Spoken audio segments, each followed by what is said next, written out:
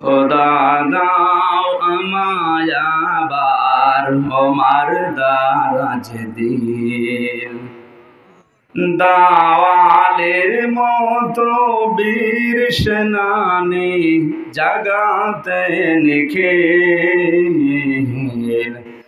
দাও খোদা দাও আমায় আবার ওমার দারাজ দিন। হামজাকে দাও ঘরে ঘরে জীবন দিতে অকাতরে, আবার কাবা ভাঙতে এলে পাঠাও আবাবিল। দাও খোদা দাও আমায় আবার ওমার দারাজ দিন। আলহামদুলিল্লাহ। কিশোরগঞ্জ জেলার হোসেনপুর থানার অন্তর্গত শাহেদার মধ্যপাড়া হেলফুল ফজল যুব সংঘের উদ্যোগে চতুর্থ বাৎসরিক তাফসীর কোরআন মাহফিলের সুনামধন্য সভাপতি বীর মুক্তিযোদ্ধা জনাব জহিরুল ইসলাম নূর মিয়া, আতালাল্লাহু আমরাহু ওয়া বারাকাল্লাহু ফি হায়াতি, আমিন। মাহফিলের প্রধান অতিথি শাইখুল মাশায়েখ, অত্র এলাকার কৃতি সন্তান আমাদের অভিভাবক জনাব মাসুদ আলম, উপস্থিত আছেন ৫ নম্বর শাহেদার ইউনিয়ন পরিষদের সম্মানিত চেয়ারম্যান জনাব ফিরোজ উদ্দিন, জনাব সৈয়দুজ্জামান পিন্টু, আরিফুজ্জামান আরিফ, জনাব হারিস উদ্দিন, জনাব মিজানুর রহমান, দিদারুল হক, আব্দুর রউফ সহ নাম না জানা অন্যান্য ওলামায়ে কেরাম। এতক্ষণ পর্যন্ত যারা কথা রাখলেন, মাওলানা হুসাইন আহমেদ মাহফুজ, মাওলানা শিব্বির আহমেদ, মাওলানা কারিমুল্লাহ, মাওলানা আজিজুল হক, আলেমদের কথাগুলো আমল করার তৌফিক কামনা করছি, আল্লাহ যেন দান করেন, আমিন। মঞ্চে বসা সম্মানিত ব্যক্তিবর্গ, সামনে বসা মুসলমান ভাইরা, পর্দার আড়ালের সম্মানিত মা এবং বোনেরা, প্রশাসনের ভাইরা, প্রান্তীয় কিশোরগঞ্জবাসী, দল মত নির্বিশেষে কোরআনের এই অনুষ্ঠানে যারা আমরা ইবাদত মনে করে এসেছি, আমাদের মালিকের এই কালাম শোনার জন্য খুশি হয়ে বলছে আলহামদুলিল্লাহ। মান ক্বালা বিহি সাদাকা, যারা কোরআন দিয়ে কথা বলে এই পৃথিবীতে তারাই কেবল সত্য কথা বলে। নবীজির এই ভাষা অনুযায়ী পৃথিবীতে আমাদের কথা শুনতে হলে কোরআনের কথা শোনা লাগবে। এর বাইরে যত কথা আছে সব ভেজাল থাকার সম্ভাবনা আছে। আমার আমিলা বিহি উজিরা, যারা কোরআন দিয়ে আমল করবে এদের পুরস্কার আল্লাহ নিজে দান করবে। আজকে যে আয়াতগুলো তেলাওয়াত করেছি এখানে কোরআনের 12টা আমল আছে। কয়টা? ওরা কোরআনে আল্লাহ 500 আমল দিয়েছে। এই ছেলে আর দাঁড়াবো না, বসুন, কথা বলবেন না ভাই। আপনি হাদিস দেখে ফাজাইল দেখে আমল করলে কিয়ামতে কিছুই পাবেন না, বিষয়টা এমন না। হয়তো ফেরেশতারা দিয়ে নবীদের মাধ্যমে রাসূলদের মাধ্যমে পুরস্কার পৌঁছিয়ে দেবে। কোরআনের আমল যদি দুনিয়ায় কেউ করতে পারে আল্লাহ নিজের হাতে তাকে পুরস্কার দান করবে। আমরা ওই দিকে তাকিয়ে আজকে 12টা শুনবো ইনশাআল্লাহ। আমার হাকামা বিহি আদালা, যারা কোরআন দিয়ে বিচার করে এরা ন্যায় বিচার করতে পারে। আমরা যদি ন্যায় বিচার পেতে চাই কোরআনের বিচার ব্যবস্থা দরকার। আমান দাআ ইলাইহি হাদা, কেউ যদি হেদায়েতের উপরে থাকতে চায় নবীজি বলেন সেজন্য মানুষকে কোরআন দিয়ে ডাকে। কি দিয়ে? ফাকাদ হুদিয়া ইলা সিরাতিল মুস্তাকিম, কেউ যদি কোরআনের ডাকে সাড়া দেয় তাকে আল্লাহ সিরাতে মুস্তাকিম নসিব করে দেবে। এই হাদিসের ব্যাখ্যায় আমি আরেকটা হাদিস পেয়েছি। আন আবি হুরায়রা রাদিয়াল্লাহু তাআলা আনহু قال قال النبي صلى الله عليه وسلم من اتبع الهدى بغير القرآن أضله الله। নবীজি বলেন কোরআন যেখানে নেই এরকম কোন জায়গায় কোন মানুষ যদি ভালো হওয়ার নিয়তেও যায় হেদায়েত পাওয়ার জন্য যায়। কোরআন যেহেতু সেখানে নেই, এই জন্য আল্লাহ নিজে দায়িত্ব নিয়ে তাকে গোমরা বানিয়ে দেবে। এটা বুঝতেছে? শব্দটা ছিল আদাল্লা ইয়াদিল্লু, বাবে ইফআল থেকে এসেছে। আরবি গ্রামার অনুযায়ী বাংলা অর্থ দাঁড়িয়েছে। আপনার হয়তো নিয়ত ভালো ছিল, মনও ভালো ছিল, আপনি গিয়েছিলেন ভালো মনে করে, কিন্তু ওই জায়গাতে কোরআন ছিল না, কোরআনের নিয়ম নীতি চলত না। এই জন্য আল্লাহ নিজে দায়িত্ব নিয়ে আপনাকে আরো খারাপ বানিয়ে দেবে। এর বাস্তব প্রমাণ বাংলাদেশের প্রায় 48,000 পীর, অধিকাংশ দরবারে এখন কোরআনের নিয়ম নীতি চলে না। ওর বাবারা যা তৈরি করে গেছে ওটা চলছে। এই জন্য মানুষ যায় কিন্তু ভালো হওয়ার নিয়তে, দেখা যায় আরো খারাপ হচ্ছে। কুষ্টিয়ার লালনের মাজারে মানুষ খারাপ নিয়তে যায়। এই কিশোরগঞ্জ ভৈরব এলাকা থেকে মানুষ অনেকে ওখানে যাচ্ছে ভালো মনে করে, মনে করছে আল্লাহর ওলি লালন শাহ। 2-3 বাড়ি তো পড়ে বাড়ি আমি দেখেছি, সারা দেশ মিলে আপনি যে কয় মন গাঁজা না পাবেন তার চাইতে ডবল গাঁজা পাবেন। তো মানুষজন যারা যাচ্ছে এরা তো ভালো মনে করে যাচ্ছে, কিন্তু খারাপ হওয়ার কারণ হচ্ছে ওখানে কোরআন নেই। এই যে ফরিদপুরে যে বীর সাহেব গুলো আছে, মানুষ যায়, আগে বিড়ি খেত না, এখন বিড়ি খায়। তো ভালো হয়েছে না খারাপ হয়েছে? আগে নামাজ 2 রাকাত পড়তো, এখন নামাজ পড়া বাদ দিয়েছে। এমন কথা বলে শুনিয়ে দিয়েছে যে নামাজ কালাম লাগবে না। আমি পীর বিরোধী না, পীর মানে শিক্ষক, ওস্তাদ, মুআল্লিম, টিচার যাই বলেন। আপনি যেটা জানেন না, ফাসআলু আহলাদ যিকরি ইন কুনতুম লা তা'লামুন, যেটা জানেন না যারা জানে তাদের কাছে জেনে নেবেন, এইটার নাম পীর। তার কাছে গরু ছাগল নিয়ে যাওয়া লাগবে, এটা কোথায় পেয়েছেন আপনি? অনেকে বউ, ছেলে মেয়ে, বেটার বউ সব নিয়ে চলে যাচ্ছে।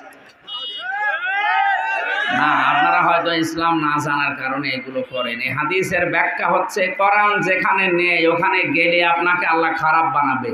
এই জায়গাগুলো আমি নিজে দেখেছি, কোরআন শরীফ ওখানে চলে না। মানে শিরিক আর বেদাতের আঁকড়া,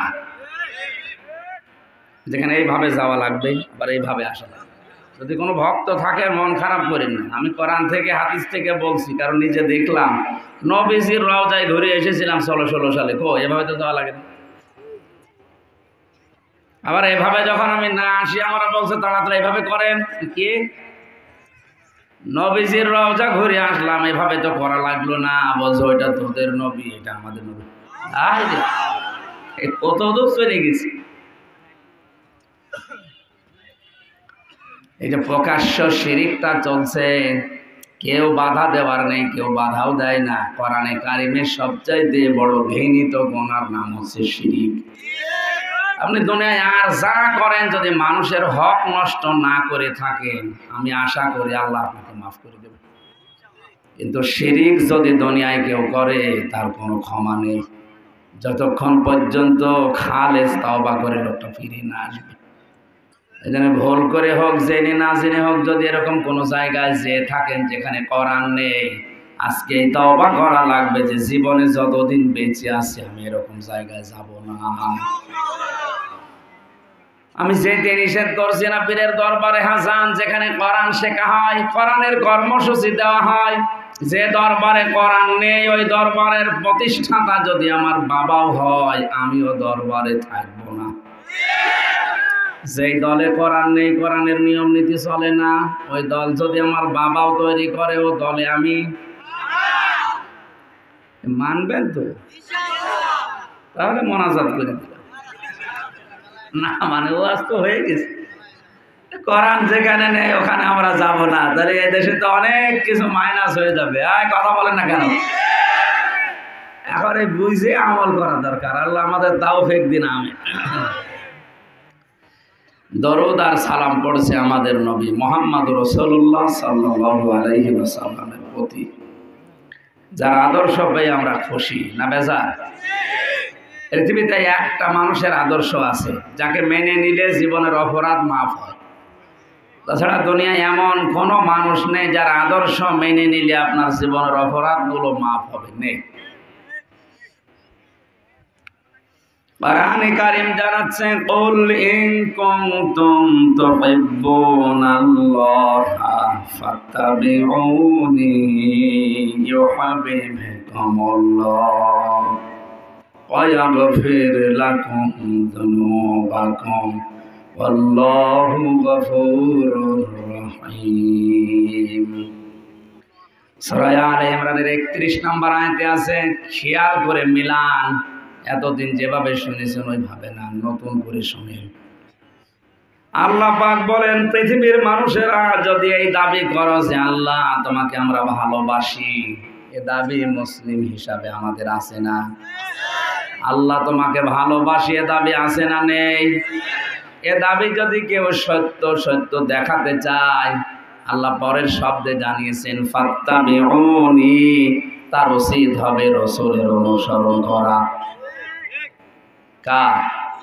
এখানে পৃথিবীর কোন পীরের নাম আছে? কোন সাহাবীর নাম আছে? না।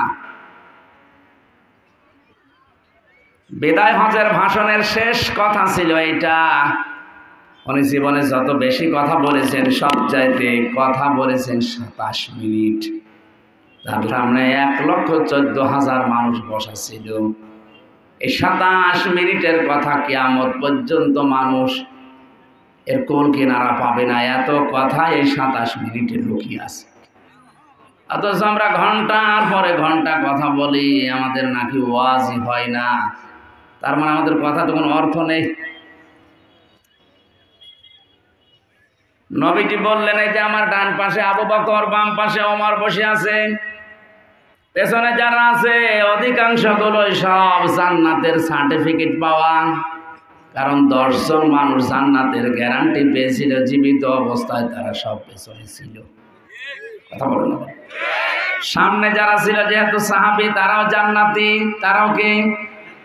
নবীজি একবারও বলেন নাই যে আমি বিদায় নিলাম, চলে গেলাম, এই যে আবু বকরকে রেখে গেলাম, ওমরকে রাখলাম, এদেরকে তোমরা মেনে নিলে জান্নাত পেয়ে যাবে, এই কথা বলেছিলেন? তারাক্তু ফীকুম, আমরাই নিলাম তাদের লোক। আমি চলে যাচ্ছে, কিন্তু 2টা জিনিস তোমাদের জন্য রাখলাম, একটা আল্লাহর কোরআন আর একটা হচ্ছে আমার সুন্নাহ, আদর্শ।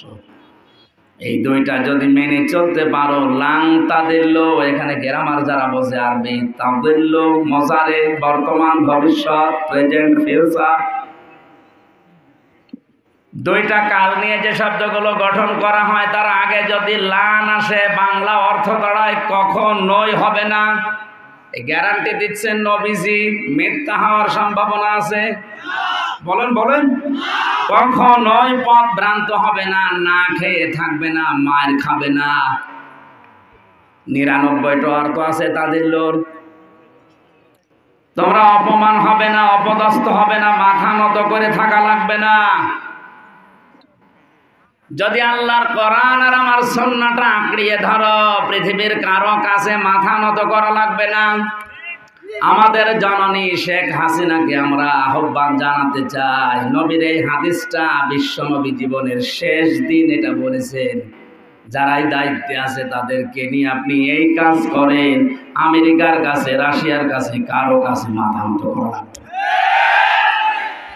ওদের কাছে মাথা নত করা লাগবে তোমরা। আমরা এখন গেঁড়া কলে পড়ে আছি, ওদিকে আমেরিকা একদিকে, রাশিয়া, চীন, ভারত আর একদিকে, আর আমরা আসি আর এক ঝামেলায়। যাবো কোন দিকে? যেদিকে যাবো আর একজন রাগ করে।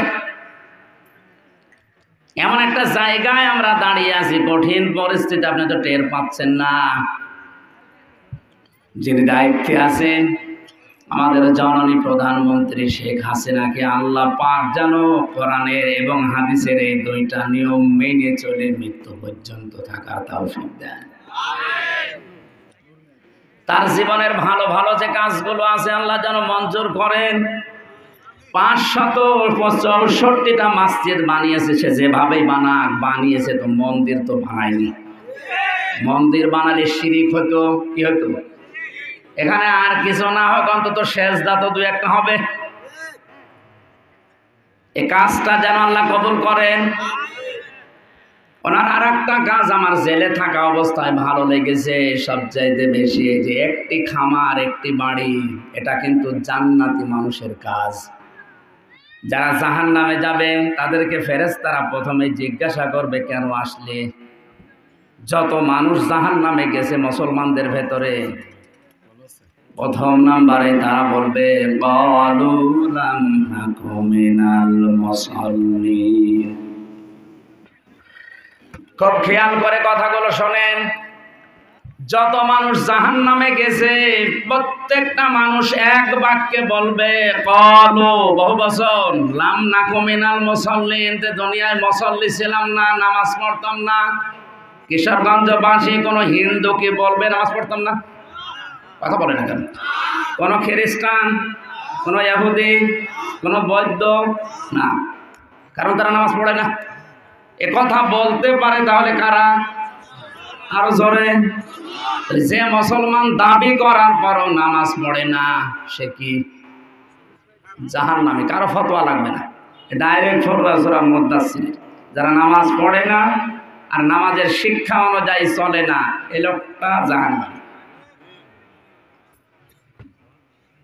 ওয়ালাম নাকুন নুতি'মুল মিসকিন, 2 নম্বরে যারা এতিম মিসকিনদের খাবার দেয় না, দারিদ্র মুক্ত সমাজের জন্য, দেশের জন্য যারা কাজ করে না, সে যে দল করুক না কেন জাহান্নামে যাবে। প্রধানমন্ত্রীর মনে এইটাই আছে, আমার মনে হয় আয়াতটা উনি বুঝেছিলেন যে দারিদ্র মুক্ত দেশ আমার গঠন করা লাগবে, শুধু নিজে খেয়ে পরে বাঁচবো, কারো খবর রাখবো না, ইন্নাম ইসলাম না। এই জন্যই তো একটি খামার একটি বাড়ি প্রকল্প চালু হয়েছে। হাজার হাজার মানুষের অন্তত মাথা গোজার একটা ঠাঁই হয়েছে।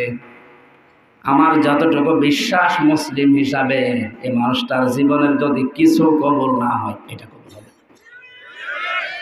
কারণ ইসলামের আসল কাজ কিন্তু মানুষকে খাওয়ানো, মানুষের মাথা গোজার ঠাঁই তৈরি করা। নামাজ ফরজ হওয়ার আগে এই ফরজটা আগে নাজিল হয়েছিল যে মানুষকে খাওয়াও আর সালাম দাও। আমরা আসল ইসলামের দিকে না গিয়ে খালি তসবিহ নিয়ে সুবহানাল্লাহ পড়তে আসি, মনে করছি এইটা ইবাদত আর বাকিগুলো দুনিয়ার কাজ। আরে ভাই, পেটে ভাত না থাকলে আপনার আল্লাহ আল্লাহ বের হবে? হ্যাঁ, যদিও এই প্রকল্পের ভেতরে হয়তো দুর্নীতি আছে, কিছু মানুষকে দায়িত্ব যাদের দিয়েছিল ওরা 2 নাম্বারই করতে পারে, উনি তো 2 নাম্বারই করে। উনি তো ঠিকই চালু করে দিয়েছিল একটি খামার একটি বাড়ি, এটার দ্বারা আজ লক্ষ লক্ষ মানুষের কর্মসংস্থান তৈরি হয়েছে। জীবনের ইবাদত কবুল হচ্ছে কিনা এটা জানার পদ্ধতি কি? আপনারা আছেন তো? আব্দুল্লাহ বিন মুবারক রহমাতুল্লাহ আলাইহি এত বড় মুহাদ্দিস ছিলেন, কাবার চত্বরে মাঝে মাঝে ঘুমিয়ে পড়তেন। এই লোকটা নিজের এলাকা থেকে এবার হজে যাওয়ার জন্য টাকা পয়সা গুছিয়েছেন। তার ছোট একটা ছেলে ছিল 12 বছর বয়স, এসে কাঁদছে। ডাক দিয়ে বলে, বাবা কাঁদো কেন? ছেলেটা বলে, আব্বা ওই পাড়ায় গিয়েছিলাম, দেখি ওরা গোশত রান্না করছে, আমি চাইলাম আমারে দিল না, ঘাড়ে ধাক্কা দিয়ে দাঁড়িয়ে দিল, আমার মনে কষ্ট লেগেছে, এই জন্য আমি কাঁদছি। ছেলের কান্না থামানোর জন্য নিয়ে গেলেন ওই বাড়িতে। বাড়ির বাইরে দাঁড়িয়ে সালাম দিলেন, আসসালামু আলাইকুম ইয়া আহলাল বাইত। এটা বাড়িতে প্রবেশ করার নিয়ম। এই বিধানটা আল্লাহ কার? লা তাদখুলু বুয়ুতান গায়রা বুয়ুতিকুম হাত্তা তাস্তানিসু ওয়া তুসাল্লিমু আলা আহলিহা। সূরা নূরের 27 নম্বর আয়াতে আল্লাহ বলেন, ঈমান আছে, যদি ঈমান থাকে কারো বাড়িতে হোক নিজের বাড়িতে হোক সালাম দিবা, অনুমতি নিবা, এরপর প্রবেশ করবা। এই নিয়মটা যদিও ছোট মনে হচ্ছে, এটা অনেক বড় নিয়ম সামাজিক জীবনের। আজ অনেকেই যার তার বাড়িতে আন্দাজে ঢুকে পড়ে, সালামও নেই, অনুমতিও নেই। এটা যে ফরজ বিধান একটা অনেকে মনেই করে। এটার দ্বারা অনেক কিছু থেকে আপনি সেফ থাকবেন। আপনার চোখের গোনা, মনের গোনা, এমনকি অনেক গোনা থেকে বিশ্বনবী বলেন নিজের মায়ের ঘরেও প্রবেশ করা যাবে না সালাম দেওয়া, অনুমতি নেওয়া ছাড়া। কারণ তুমি তো জানো না তোমার মা কোন অবস্থায় আছে। কথা বলে না কেন?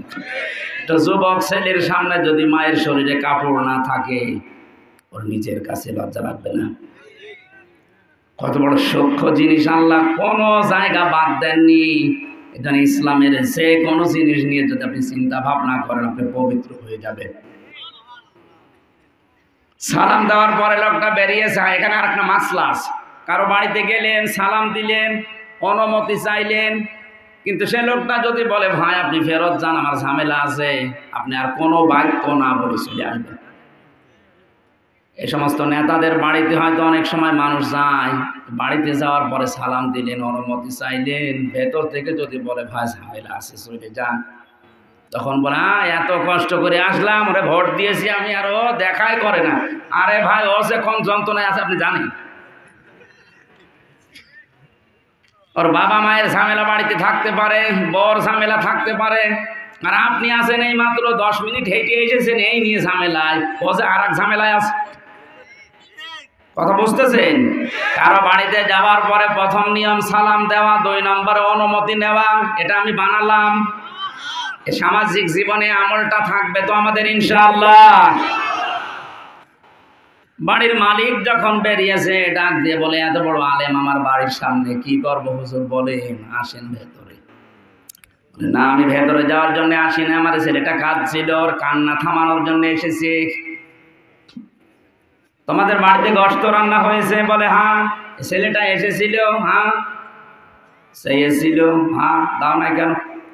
কথা বলে না। চোখের পানি ফেলে দিয়ে এই মুরব্বী লোকটা বলে হুজুর দুঃখের কথা বলবো কি, আজ 3 দিন আমার বাড়িতে চুলা আগুন জ্বলে না। ময়দানে গিয়েছিলাম কাজের সন্ধানে, আমি কাজ পাইনি। রাস্তার পাশে দেখে একটা মরা গরু পড়ে আছে, চামড়া ছিলে কিছু গোশত নিয়ে ওইটাই রান্না করে জীবন বাঁচানোর তাকে খাচ্ছিলাম। আমরা যে অবস্থায় আছে, আমাদের জন্য মরা গরুর মাংস জায়েজ আছে। কারণ এমন অবস্থায় মানুষ যদি পতিত হয় যেখানে জীবন বাঁচানোর শুকরের মাংস ছাড়া আর কোনো পদ্ধতি নেই, ওইটা খেয়ে হলেও জীবন বাঁচানো জায়েজ আছে। কিন্তু যখন মুখে স্বাদ চলে আসবে তখন আর খাওয়া যাবে না। কথা বুঝতেছেন? ঘুষ দিয়ে চাকরি নেওয়া হারাম, ঘুষ দিয়ে চাকরি নেওয়া জায়েজ আছে যদি এমন পরিস্থিতি হয় যেখানে ঘুষ ছাড়া চাকরি হয় না। এটা এই দেশে না অন্য দেশে। আপনি একটা জায়গা দেখাতে পারবেন? মসজিদ পর্যন্ত এখন ঘুষ নিচ্ছে। মসজিদের টাকা বাজেট হয়েছে, সেই টাকা নিয়ে আসতে যাবেন 5 লাখ 2 লাখ টাকা ঘুষ দেওয়া লাগবে। বলেন সুবহানাল্লাহ। অন্তত এই জায়গা থেকে খাওয়া তো ঠিক না। খান, এতে জায়গা দেখে খাবেন না।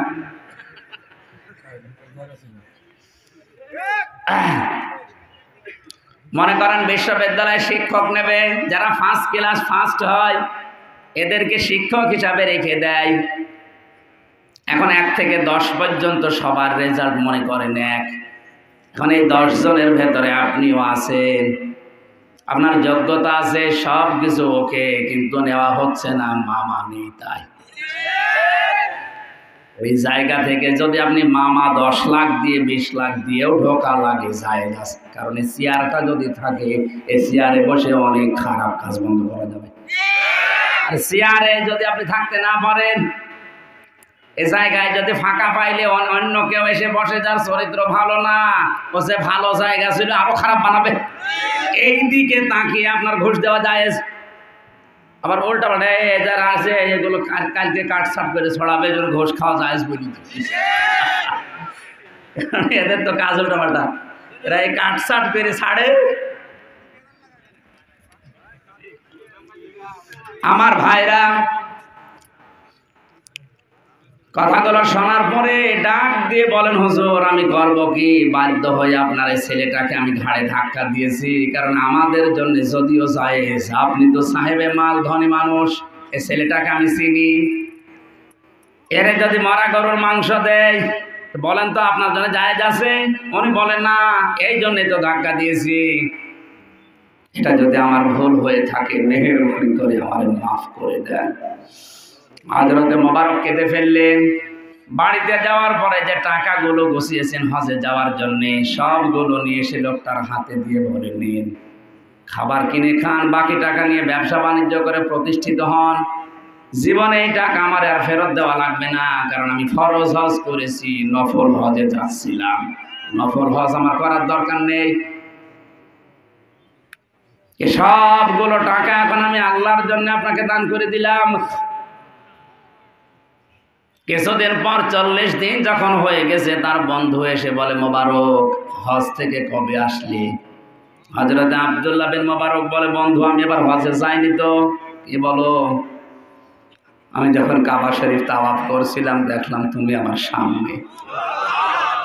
আমি যখন শয়তানকে পাথর মারতে গেলাম দেখলাম তুমি আমার সামনে পাথর নিক্ষেপ করো। মিনা, মুজদালিফা, সাফা, মারওয়া আমি যখন দৌড়াদৌড়ি করছিলাম দেখি তুমি আমার সামনে দৌড়াচ্ছ। সত্যি করে বলো, হজ থেকে কবে আসলে? হযরত আব্দুল্লাহ বলে, ভাই আমি সত্যি হজে যাইনি, হজের টাকা আমার এক প্রতিবেশীকে এইভাবে আমি দান করে দিয়েছি। ওই রাতে তাকে স্বপ্ন দেখানো হচ্ছে, মোবারক তুমি হজে যাওনি, তোমার এই যে কাজটা আল্লাহর কাছে এত বেশি পছন্দ হয়েছে, তোমার আকৃতি ধারণ করি একটা ফেরেশতাকে দিয়ে হজের যত কাজ আছে আল্লাহ নিজে সব করে দিয়েছে। আর এবছরে আরাফাতের ময়দানে যত লক্ষ লক্ষ মানুষ হজ করতে এসেছিল, তোমার এই দানের ওসিলায় আল্লাহ সবার হজ কবুল করে নিয়েছে। শুধু নিজে খেয়ে পরে বাঁচবেন, মানুষের খবর রাখবেন না, দারিদ্র মুক্ত সমাজের জন্য আপনার কোনো ভূমিকা থাকবে না, কাজ করবেন না, আপনি মুসলমান দাবি করবেন, জাহান্নামে যাবেন। অন্তত শেখ হাসিনার এই কাজটা যেন আল্লাহ কবুল করেন। হ্যাঁ, অন্যায় যদি কিছু করে আল্লাহ যেন মাফ করেন। মানুষ হিসাবে আমরা কারো শাস্তি চাই না। আমার চরম পরম শত্রু যারা দুনিয়ায় আছে, আমি তাদের জন্য আল্লাহর শাস্তি চাই না। এমনকি জেলখানাও তাদের ভাগ্যে থাকে এটাও চাই না, কারণ ও ঝামেলা চাই না। 3টা বছর আমার জীবন থেকে বিনা কারণে চলে গেল, কিছু জানি না। তাও জেলখানায় থাকলে হতো, জেলখানায় ঝামেলা নেই, কিন্তু এই যে 24 ঘন্টা সে কন্ডেম সেলের ভেতরে থাকা, এইটা ঝামেলা। বলতে এক ঘরের ভেতরে এদিকে 3.5 হাত, এদিকে 2.5 হাত, এই কবরের চাইতে একটু বড়। এর ভেতরে যদি 3 বছর যোগাযোগ বিচ্ছিন্ন হয়ে একজন মানুষ বসে থাকে, ও তো এমনি পাগল হয়ে যাবে। এই জন্য অনেক জানা জিনিস আমি ভুলে গেছি, কারণ ওখানে পড়ার মতো তো সেরকম কোনো বই নেই। কোরআন শরীফ আর বঙ্গবন্ধুর জীবনী ছাড়া আর সেরকম বই নেই। যা আছে আমার পড়া আছে, কি পড়বো? কোরআন শরীফ কত পড়া যায়? 170 বার খতম করেছি। তারপরও এখন আমার কাছে নতুন মনে হচ্ছে, আমি যে আয়াতগুলো পড়েছি আমি আয়াতের দিকে যাব।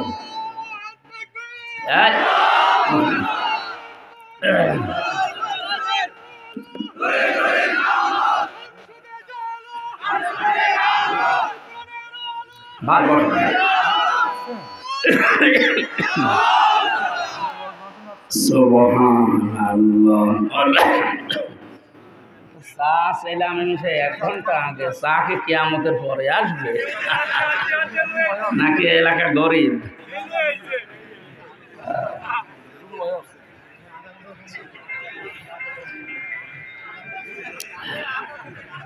সাবেক রাষ্ট্রপতির এলাকা, আরে চা দিয়েছে এইটা। ঠিক আছে,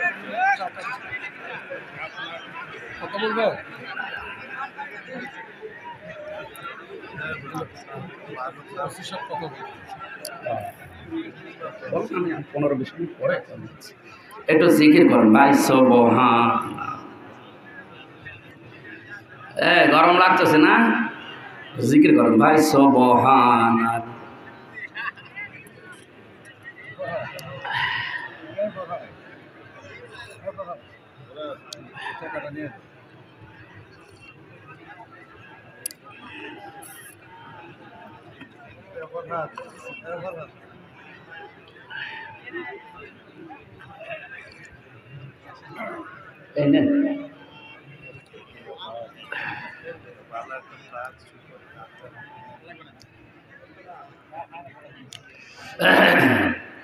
আসলে শরীর কণ্ঠ কিছু সাপোর্ট দিচ্ছে না। প্রতিদিন 2-3টা করে আপনারা জোর জোর করে নিয়ে আসেন, আর ভেতরে তো খাবার ভালো ছিল না আমাদের, আসলে আরো শরীর একেবারে সব খলস হয়ে গেছে। কিছুদিন লাগবে স্বাভাবিক হতে। দোয়া করেন আল্লাহ যেন আমার কণ্ঠটা আগের অবস্থায় আবার ফিরিয়ে দেন। শরীর যাই আছে, কণ্ঠে সাপোর্ট দিচ্ছে না, একটু ঘুমানো দরকার, এসে খালি মানুষ ডিস্টার্ব করে। ওরা আসে আদর করে মুসাফা করতে, তাও ডেকে মুসাফা করে। কথা হইলো সে রাত 4টে 4:30 সময় এসে পৌঁছালো। ফজরের পরে এসে যদি বলে হুজুর ওঠেন একটু দেখা করে, আরে ভাই ঘুমালাম কেবল নামাজ পড়ি, আর আপনি ওই 10টা পরে দেখা করা দিত না? 2-3 বার ডিস্টার্ব করে আসলে ঝামেলা হয়ে গেছে। না ঘুমালে কণ্ঠই গাড় গাড় করে।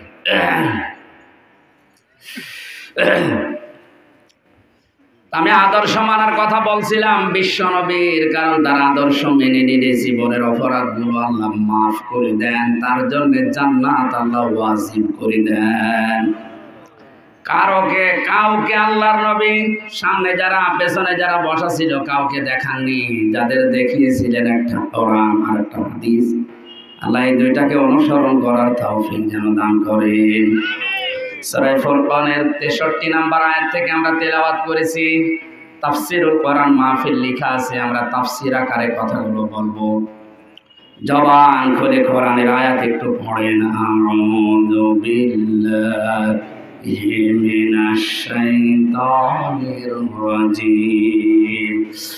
বিসমিল্লাহির রহমানির রহিম।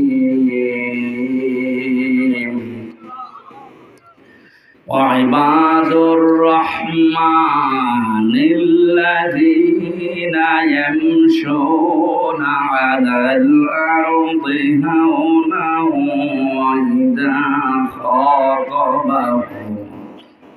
وإذا خاطبهم الجاهلون قالوا سلاما। আল্লাহ পাক বলেন জান্নাতে যাদেরকে আমি পৌঁছাবো দেব, তারা আমার বান্দা হওয়া লাগবে। কি হওয়া লাগবে? ফাদখুলি ফি ইবাদি ওয়াদখুলি জান্নাতি। তুমি আর যাই করো আমার বান্দাদের ভেতরে প্রবেশ করো, আমার জান্নাতে চলে যাও। তাহলে আমাদের আসল টার্গেট আল্লাহর বান্দা হব। প্রশ্ন আসতে পারে আমরা তো আল্লাহর বান্দা আছি না। কেউ যদি আল্লাহর বান্দা দাবি করে তার ভেতরে 12টা গুণ পাওয়া যাবে।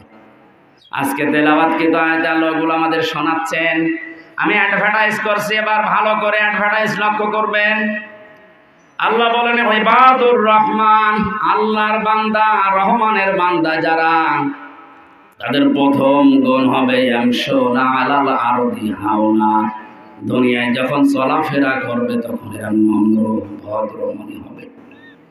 এই গুণটা আজ আমাদের ভেতরে আস্তে আস্তে দূর হয়ে যাচ্ছে। অধিকাংশ মানুষ এখন আমরা উগ্র। কথা বুঝতেছেন?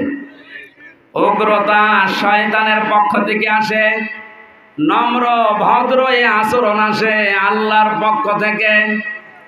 আপনার জীবনের ইবাদত কবুল হয়েছে কিনা বা হচ্ছে কিনা এটা জানার পদ্ধতি আমি বলতে চাইলাম না। হাদিস হচ্ছে নবীজি বলেন, আমার এই যে 33 বছর বয়স, এখন পেছনের জীবনে যত ভালো কাজই আমি করেছি না কেন, এটা কবুল হয়েছে কিনা জানার জন্য পদ্ধতি আমার আচরণ, আমার মুআমালাত মুআশারাত যখন মানুষের সাথে ভালো হবে তখন বুঝবেন আপনার ইবাদত কবুল হচ্ছে। আমাদের এই আচরণটা দুনিয়াতে পয়দা করা দরকার। আমাকে নম্র হওয়া লাগবে। অহংকার হচ্ছে আল্লাহর চাদর, ইজার, পায়জামা। কেউ যদি অহংকার করে সে যে কোনো জিনিসের হোক, এ যেন আল্লাহর চাদর নিয়ে টানাটানি করে। জোরে বলেন নাউজুবিল্লাহ। শয়তান অহংকার করার কারণে কিন্তু 2টা জিনিস থেকে চিরবঞ্চিত হয়ে গেছে। কয়টা? আরো জোরে বলেন। আল্লাহ রাব্বুল আলামিন বলেন ক্বালা ফাহাবিত মিনহা ফামা ইয়াকুনু লাকা তাতাকাব্বারা ফিহা ফাখরুজ ইন্নাকা মিনাস সাগিরিন। ওকে যখন সেজদা দিতে বলেছিলাম ও সেজদা দেয়নি, এজন্য আমি আল্লাহ ওকে ওই সময় বলেছি দূর হয়ে যা। আনতা তাকাব্বারা ফিহা, এটা অহংকার করার জায়গা না। তোকে আমি আজকে থেকে ছোট করে দিলাম, দুর্বল করে দিলাম, নিকৃষ্ট করে দিলাম। 2টা জিনিস তোকে চির বঞ্চিত করলাম। খেয়াল করেন, এক নম্বরে কোনদিন আমি আল্লাহ তোকে ক্ষমা করব না, দুই নম্বরে কোনদিন আমার এই বানানো জান্নাতে তোরে দেব না। শয়তান বঞ্চিত হয়েছিল অহংকার করে কয়টা জিনিস থেকে? আজ দুনিয়ায় যদি কেউ ক্ষমতার অহংকার করে, শরীরের অহংকার করে, টাকা পয়সা বংশের অহংকার করে, ওকে আল্লাহ দুইটা জিনিস থেকে চির বঞ্চিত করে দেবেন, ওরে কোনোদিন মাফ করবেন না, জান্নাতে দেবেন না। এই দুইটা জিনিস যদি কেউ না পায়, ওই 1000 বছর হায়াত পেলে ওর কোনো লাভ আছে? বলেন বলেন। আল্লাহ আমাদের রহমানের বান্দার এই প্রথম গুণ, নারী পুরুষ যারা এসেছি, আপনি নম্র হবেন, আপনার আচরণ ভদ্রতা বজায় রাখবেন। ইদা খাতাবাহুমুল জাহিলুনা ক্বালু সালামা। দুই নম্বরে রহমানের বান্দাদের গুণ হচ্ছে তারা যখন কথা বলবে, কোনো জাহেল মূর্খ অশিক্ষিত অজ্ঞ এদের সাথে ঝগড়ায় লিপ্ত না হয়ে তর্ক না করে বলবে, ভাই ঠিক আছে সালাম। সেদিন কোন জায়গায় যেন যাচ্ছিলাম, রংপুরে না চট্টগ্রামে, যেন আমার মনে আসছে না, অজু আছে, বললাম ভাই গাড়িটা থামান, একটু অজু নামাজটা পড়িনি। ড্রাইভার আমার বলছে না, গাড়ি থামবে না, আমাদের সময় কম আছে, আপনি গাড়িতেই নামাজ পড়ে নিন। নতুন জায়গায় এই জন্য বললাম, কন্ট্রাক্টর সাহেব পশ্চিম কোন দিকে? ও তো বলতে পারতো যে এই দিকে, আমার ফতোয়া দিয়েছে, বলছে হুজুর গাড়িতে কোনো পশ্চিম লাগে না। ওর চেহারা দেখে বললাম, মাওলানা তুমি না আমি? তোমার কাছে আমি ফতোয়া চেয়েছি, আমি জিজ্ঞাসা করলাম কাবা শরীফ কোন দিকে বা পশ্চিম কোন দিকে, তোমার জানা থাকলে বলো, তুমি যে ফতোয়া দাও যে না এখানে কোনো পশ্চিম লাগে না, ওটা তো আমি জানি। যে ধমক দিয়েছি, এবার বলছো হুজুর 3-4 দিন এই লাইনে এসেছি, আমিও জানি না। এইটা দিতে বলবি, তর্ক করার দরকার কি? যেটা জানেন না ওইটাই মুখ খুলবেন না, বলবেন যে ভাই আমি জানি না। আর আমাদের দেশের অভ্যাস হচ্ছে যেটা জানে না ওইটা নিয়ে তর্ক বেশি করে।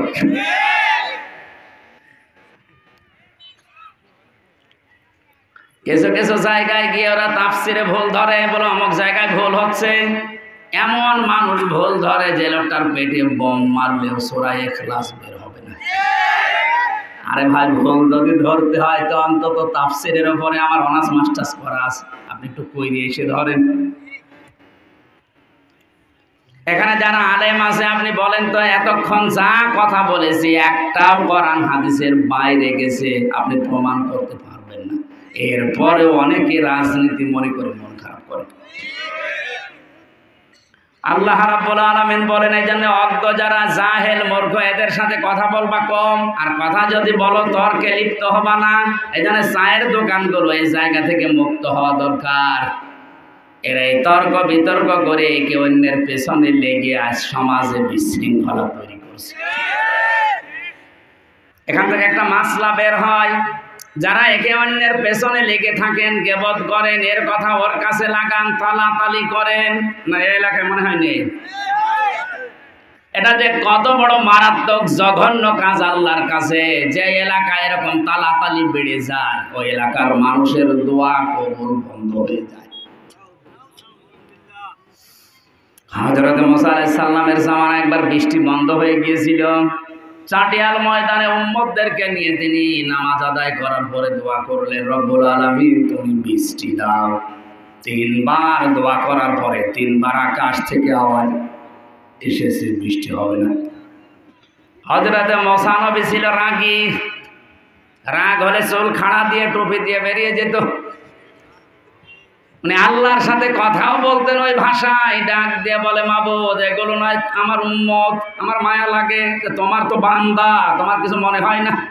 এতদিন বৃষ্টি না দিয়ে তুমি আসো কি করে? আল্লাহ তাআলা বলেন, হ্যাঁ আমার মায়া লাগে, কিন্তু বৃষ্টি দেব না। হযরত মুসা বলে, না বৃষ্টি দেওয়াই লাগবে।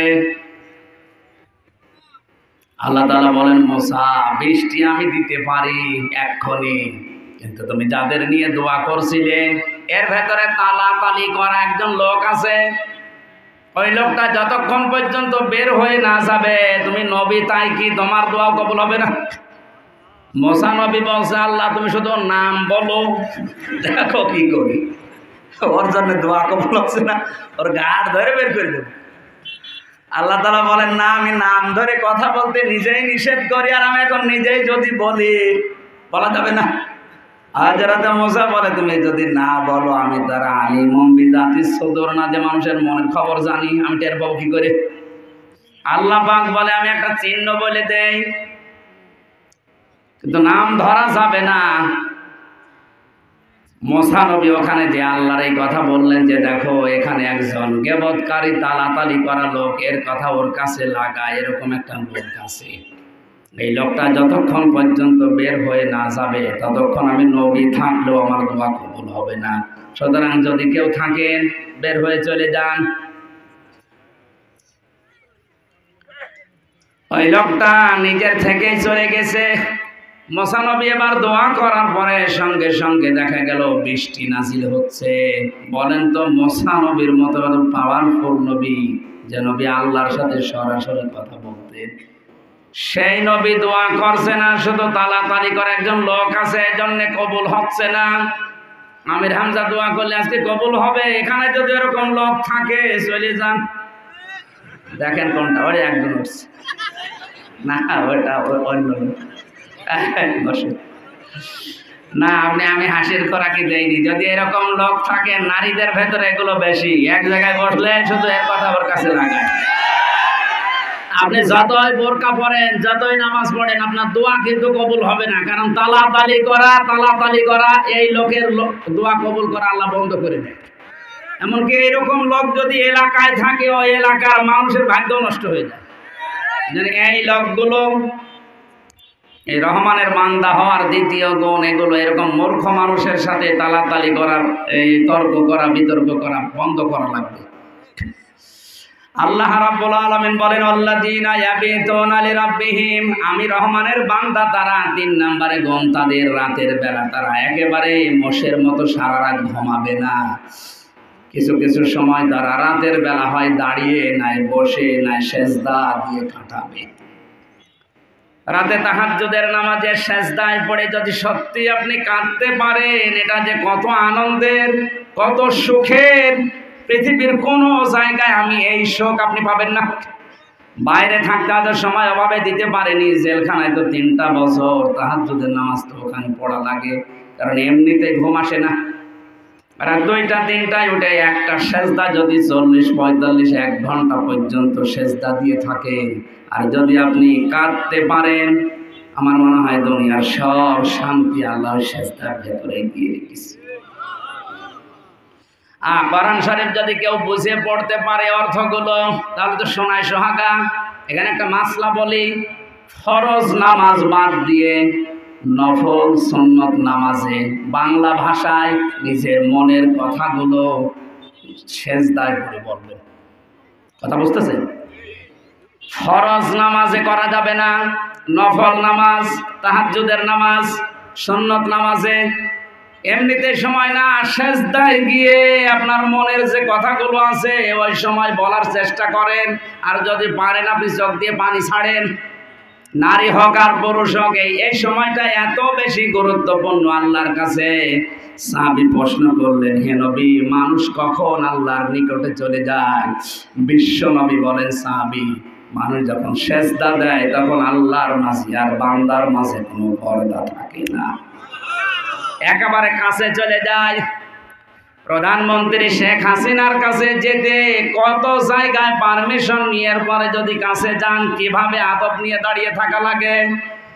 তাম পৃথিবীর সব কিছুর উপরে যার ক্ষমতা চলে, ওই আল্লাহর সামনে দাঁড়িয়ে সেজদা দিয়ে বাংলায় নিজে, আরবিতে তো বলতে পারবেন না, বাংলায় নিজের মনের কথাগুলো, হ্যাঁ আমার ব্যবসায় ঝামেলা হচ্ছে, আল্লাহ তুমি একটু দেখো, চোখের পানি যদি ফেলতে পারেন, এর চাইতে আনন্দ দুনিয়ায় স্ত্রী সহবাসে এত আনন্দ পাবেন না।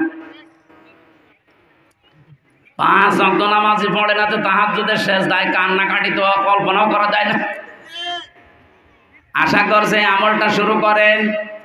রহমানের বান্দা দাবি করলে সারা রাত ঘুমাবেন না, অন্তত শেষের দিকে উঠে পৃথিবীর কোন নবী, কোন আল্লাহর ওলি হতে পারেন নাই তাহাজ্জুদের নামাজ পড়া ছাড়া। আর আমাদের এই আমলটা এখন তৈরি হয় না।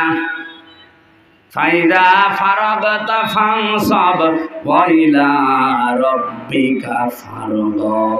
হে নবী, আপনি যখন একটু অবসর পাবেন কর্মজীবনের ব্যস্ততা বাদ দিয়ে, তখন অন্তত আমি আল্লাহর জন্য কিছু সময় নির্ধারিত করেন।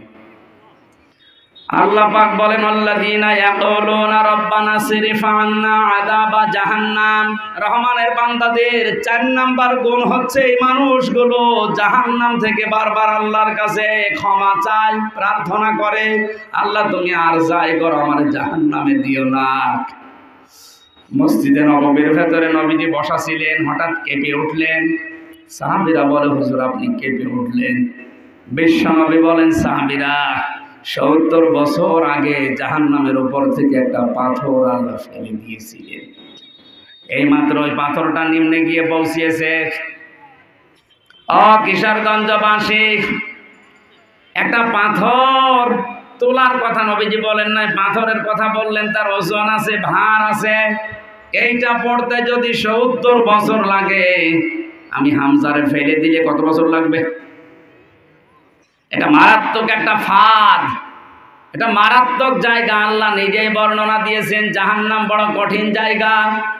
এই জন্য যারা কাবা শরীফ তাওয়াফ করে রুকনি ইয়ামিনী থেকে হাজরা আসওয়াদ, এই জায়গাটায় লক্ষ লক্ষ হাজিরা এই দোয়াটা পড়ে, রব্বানা আতিনা ফিদ দুনিয়া হাসানা ওয়া ফিল আখিরাতি হাসানা ওয়া কিনা আযাবান্নার।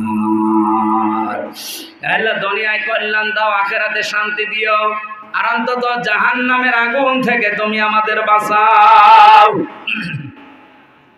আমি ওই সময় লক্ষ লক্ষ মানুষেরা পড়ছিল, বুঝি নাই। এখন কিন্তু তাফসীর ভালোভাবে পড়ার পরে বুঝি যে কেন মানুষ এই সময়টা এই দোয়াটা লক্ষ লক্ষ মানুষেরা করে। এই কারণেই করা হয়। দুনিয়ায় হাসানা হচ্ছে 10টা, রব্বানা আতিনা ফিদ দুনিয়া হাসানা, দুনিয়ার হাসানা 10টা। কয়টা? অফিল আখিরাতি হাসানা, আখিরাতের কল্যাণ বা হাসানা 5টা। অকিনা আযাবান্নার, আর জাহান্নাম থেকে বাঁচার উপায় রাস্তা 1টা। কয়টা? বলেন বলেন। এই আয়াতের উপরে যে তোমার আজকের আলোচনা না, শুধু ক্লাস দিলাম, 16টা জিনিস আয়াতের ভেতরে আছে। সারা জীবন দোয়া করে যাচ্ছে রব্বানা আতিনা ফিদ দুনিয়া, কিন্তু 16টা জিনিস যদি আপনি না পান, এই দোয়া আপনার মাথার উপরে ওঠে না। শেষ শব্দ ছিল ওয়াকিনা আযাবান্নার, আমাদেরকে তুমি জাহান্নামের আগুন থেকে বাঁচাও। নবীজি বলেন জাহান্নামের আগুন থেকে বাঁচার একটাই রাস্তা আছে। আছেন আপনি? আছেন? আরাফ নামক জায়গা থাকবে, কিয়ামতে একটা দেওয়াল প্রাচীর, ওখানে কিছু মানুষকে দাঁড় করিয়ে রাখবেন। ওরা জান্নাতেও যাবে না, জাহান্নামেও যাবে না। সাহাবীরা বললেন, হুজুর এরা জান্নাতে যাচ্ছে না, কারণ কি? আল্লাহর নবী বলেন এদের সব কাজে মোটামুটি ভালো ছিল, কিন্তু মা বাবার সাথে এদের আচরণ খারাপ ছিল। বাংলার মুসলমানেরা হাদিসটা বাস্তব জীবনে মিলাবেন। আপনি আর যাই করেন, নামাজ পড়েন, রোজা রাখেন, দান সাদকা করেন, বউ পর্দা করেন, সব ঠিক আছে, মা বাবার সাথে যদি আচরণ খারাপ হয়, আপনার জন্য জান্নাত হারাম, আপনি যেতে পারবেন। সাহাবেরা বলে, হুজুরেরা জাহান্নামেও যাচ্ছে না, কারণ কি? আল্লাহর নবী বলেন এরা আর যাই করুক না কেন, এরা ইসলাম প্রতিষ্ঠার জন্য আন্দোলন করত, এই কারণে আল্লাহ এদেরকে জাহান্নামে দিচ্ছে না। বাংলার মুসলমানেরা আমাদের মানুষ হিসাবে ছোটখাটো ভুল-ত্রুটি যাই থাকবে, ইসলাম প্রতিষ্ঠা করা এইটা আপনার মনের ভেতরে 100 বার থাকা লাগবে। এরা যদি থাকে, কিয়ামতে আল্লাহ আর যাই করুক জাহান্নামে দেবে না।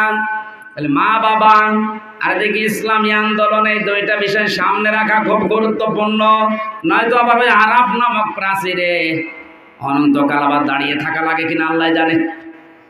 আজ হাজারো মানুষ আমরা এখানে বসে আছি, সোরাত সিরাত আচরণ সবই ভালো আছে, কিন্তু মা বাবার সাথে খারাপ আচরণ করে।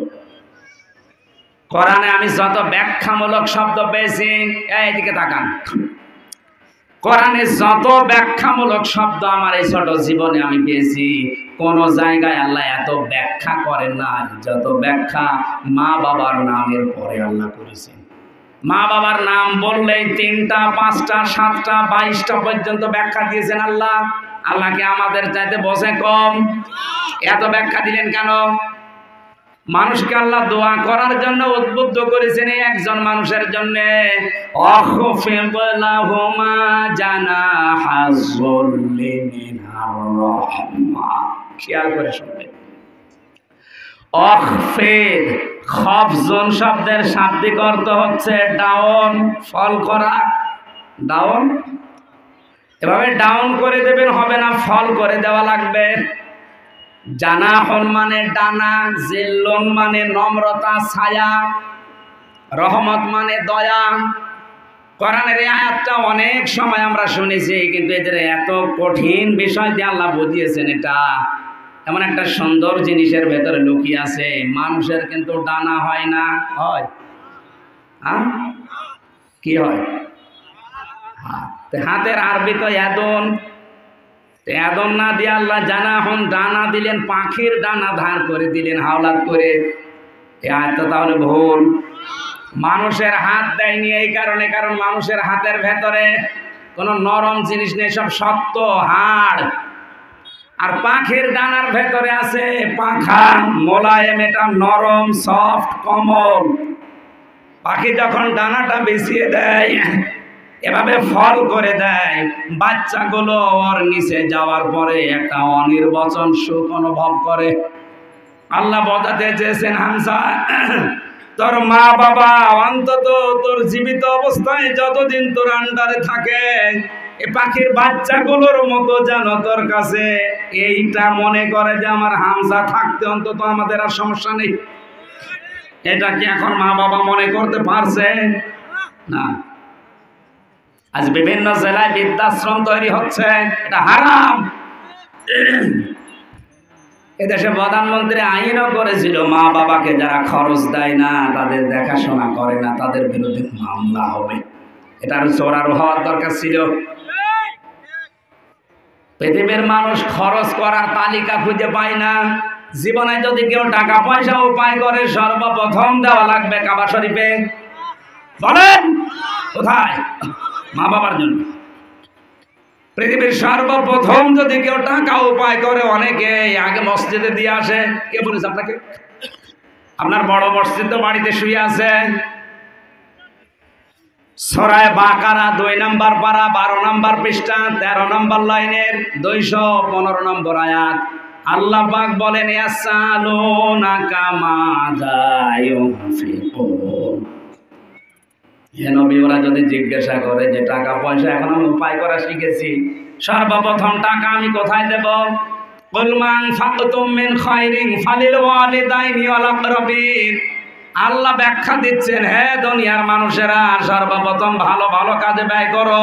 আর দুনিয়ায় যত ভালো কাজ আছে, এর প্রথম নাম্বারের তালিকা হচ্ছে মা বাবা। কারণ মা বাবার জন্য যদি কেউ খরচ করে, ওই টাকার হিসাব কিয়ামতে আল্লাহর কাছে দেওয়া লাগবে। আমরা আগে চলে যাই ফরিদপুরে, আগে চলে যাই সিলেটে, বরিশালে। কোন পাগলে আপনাকে কামড়িয়েছে? এই কথাগুলো বললে ওদের ব্যবসায় ভাটা পড়ে। এই জন্যই তো ওরা বলে হুজুর পেট দেখতে পারে না। আরে ভাই, আপনি তো সিরিয়ালে অনেক দূরে, আগে তো বাড়িতে পীর বসে আছে। কথা বলেন। আমার মনে হয় এই টাকা পয়সার যে উপায় করার সিরিয়ালে, এগুলো যদি আপনি খরচ করার তালিকা সূরা বাকারার এই আয়াত থেকে নিতে পারেন, আমলও হবে কোরআনের, কিয়ামতে আল্লাহর পুরস্কারও পাওয়া যাবে। আর সিরিয়াল হিসাবে মা বাবা, স্ত্রী, সন্তান, নিজের নিকট আত্মীয়, এরপরে তো যাবেন বরিশালে। একবারে যদি ফরিদপুর বরিশালে চলে যান, এই সিরিয়ালে 5 গুলো কি হলো? আরে ভণ্ড পীরকে খাবার না খাওয়িয়ে ছাগলকে খাওয়ানো ভালো। কারণ খেলে গোশত হবে, আর ওইটা খেলে ওর খালি ভড়ি। আমার ভাইরা, জাহান্নাম থেকে বাঁচার জন্য বিষয়ে খুব সতর্ক থাকা লাগবে। মা বাবার সাথে যেন আচরণ খারাপ না হয়। দুনিয়ায় একদিকে যাক, কিন্তু এই দুইটা ঠিক রাখা লাগবে। আল্লাহ তৌফিক দান করেন, আমিন। আল্লাযীনা ইযা আনফাকু লাম ইসরিফু ওয়া লাম ইয়াকতুরু ওয়া কানা বাইনা যালিকা কাওয়ামা। খরচ করতে করতে একেবারে ফকির হয়ে যাবেন না, আবার কৃপণতা করা যাবে না। দুনিয়ায় সেই কয়দিন হায়াতে বেঁচে আছেন অন্তত মধ্যম পন্থায় থাকবেন, এটা রহমানের বান্দাদের গুণ। আল্লাযীনা লা ইয়াদউনা মা'আল্লাহি ইলাহান আখার, আল্লাহর সাথে অন্য কাউকে মিলে ডাকা যাবে না, যেটা এই সমস্ত জেলায় বেশি হয়। আল্লাহকে ডাকে মাঝামাঝি, ইয়া আলী বাবা, শাহ আলী বাবা, এই কথা বলছেন কেন? এখানে 3টা গোনার কথা আছে, এক একটা গোনার শাস্তি হবে ডবল। এখানে গোনার কথা কয়টা? প্রত্যেকটা গোনার জন্য শাস্তি। 1 নম্বরে যারা আল্লাহকে ডাকে কিন্তু পাশাপাশি অন্য কাউকে ওর সাথে মিলায়, সুতরাং যারা ইয়া আলী বাবা, শাহ আলী বাবা, দয়াল বাবার নামে জিকির করছে, এদের শাস্তি ডবল হবে। আপনি যদি বলেন না জেনে করেছি, আপনি জানেন না, এটা আপনার অপরাধ।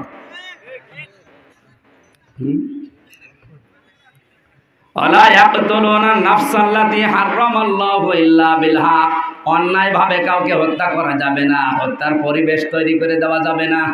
জেলখানাতে হাজারো মার্ডার মামলার আসামি পড়ে আছে, ওরা এখন টের পাচ্ছে যে মানুষ হত্যা করার জ্বালাটা কি। 30 বছর এক ঘরে থাকা লাগবে, এরপরে ফাঁসি দিয়ে দেবে।